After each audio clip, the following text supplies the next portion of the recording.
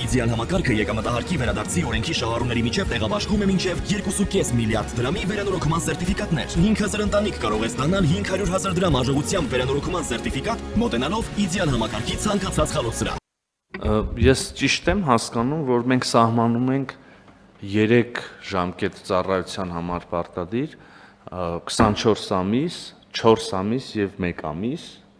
եւ եթե այո, նաեւ ուզում եի հասկանալ, ինչի հենց 1 ամիս եւ 4 ամիս, ոչ թե 6 ամիս եւ 12 ամիս օրինակ։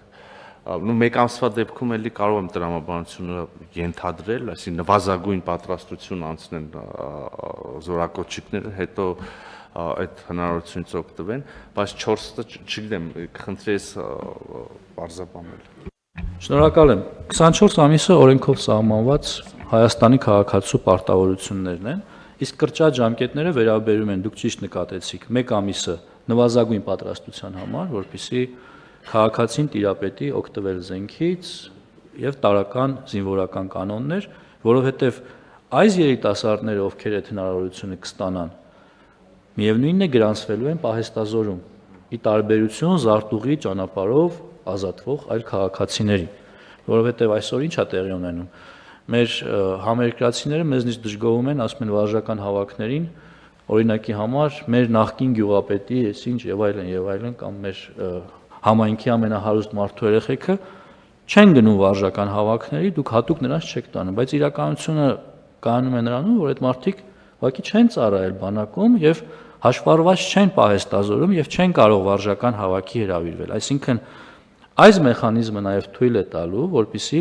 ավելի շատ թվով Հայաստանի քաղաքացիներ տիրապետեն զենքին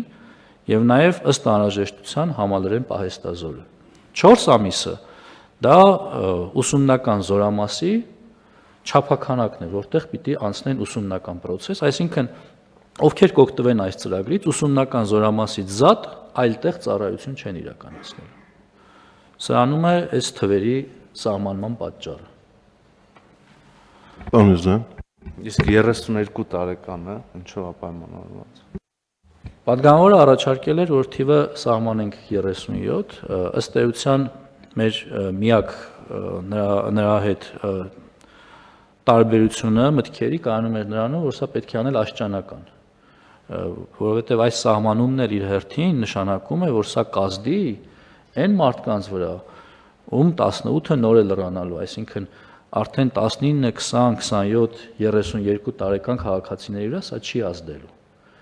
Այսինքն զորակոչային տարիք մուտք գործողների վրա կազդի մինչև 32 տարին, դա էլ նրա համար է, որպեսզի ուսումնական հաստատությունների միջոցով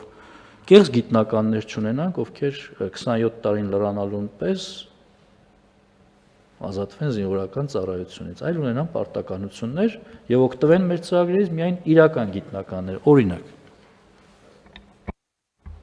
Պարոն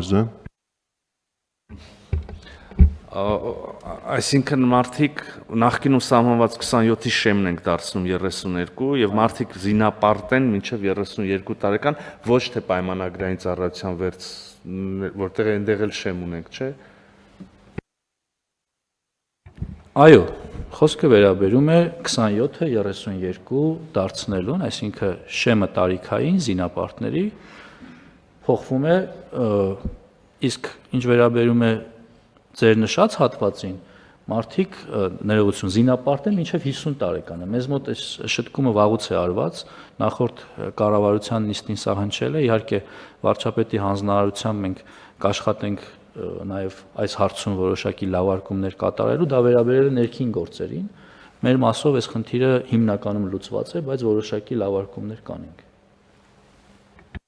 Պարոն Իսկ ո՞նց ենք ապահովելու, որ այդ ճանապարհով պետբյուջե մուտք արված գումարները ուղղվեն պայմանագրային զինծառայողների թվի ավելացմանը եւ նրանց աշխատավարձերին, որովհետեւ եթե մենք չերաշխավորենք, որ այդ գումարը գնում է դրան, սոցիալական արդարության հետ կապված բազմաթիվ հարցեր կառաջանան։ Իսկ հիմա պատասխանը ակնհայտ է, դա արվում է էլի բանակի համար եւ էլի զինծառայողներ են ապահովում։ Դա ըստ էության երաշխավորված է, երբ նշում են պետական բյուջե, ես չեմ տարանջատում պաշտպանության նախարարության բյուջեն ընդհանուր բյուջեից, այո, մուտքերը կապահովեն եւ կծառայեն պաշտպանության նախարարության համար։